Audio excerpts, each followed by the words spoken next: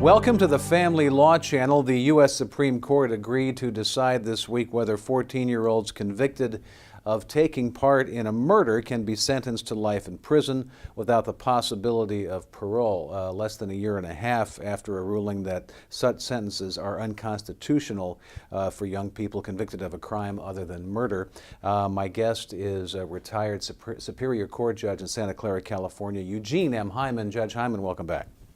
Thank you. This is very interesting. 14 years old, by most people's standards, is extremely young. And you and I have talked about this before. It's been said that teenagers in this age group, their minds aren't even completely developed. So what other issues are we talking about here with regard to a life sentence without parole?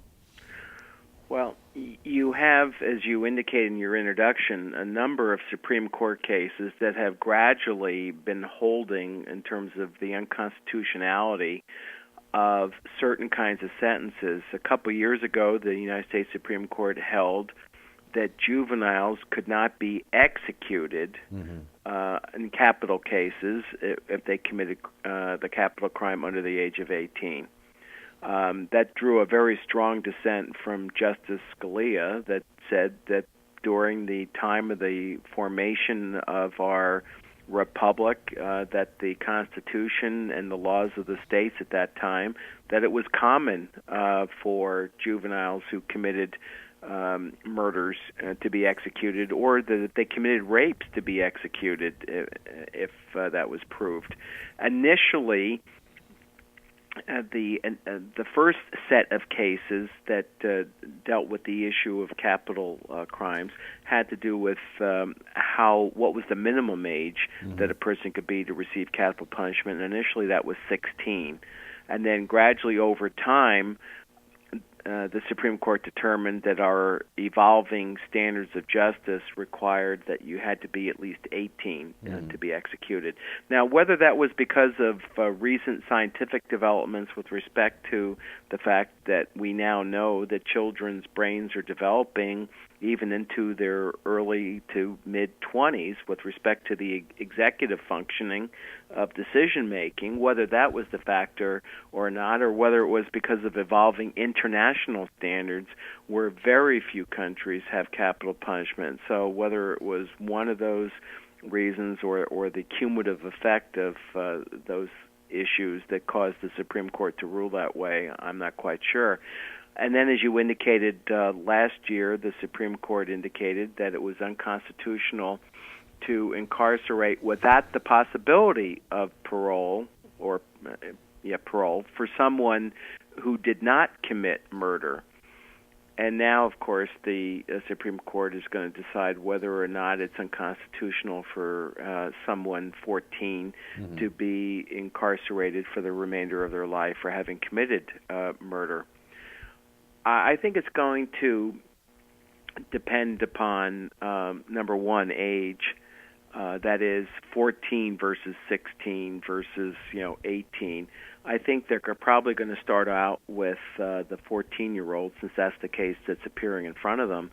As some of your viewers may remember, in Florida, if you're 12 years of age, you can be prosecuted as an adult. In California, the minimum age is 14 for certain crimes, 16 for other kinds of serious offenses. And murder happens to be in California one of those crimes for which you could be direct filed into the adult court and prosecuted as an adult. So I think the first thing that they're going to examine is what's appropriate for the age of 14.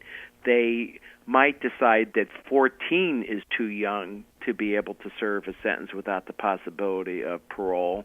And then if that were to happen, then I predict that the Supreme Court would next face whether 15 was too young, 16 was too young, etc., until they deal with the issues up to age 18. So I'm encouraged that they have, in fact, accepted this case.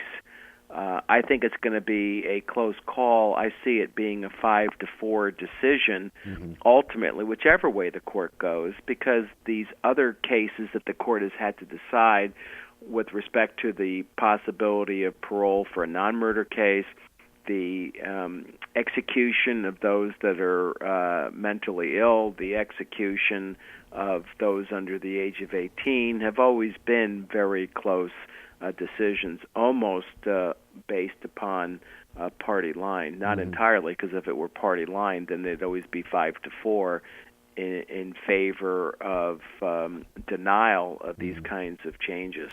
How far do you think, finally, in the last minute here, are they going to go into looking into the constitutionality of a cruel and unusual punishment here?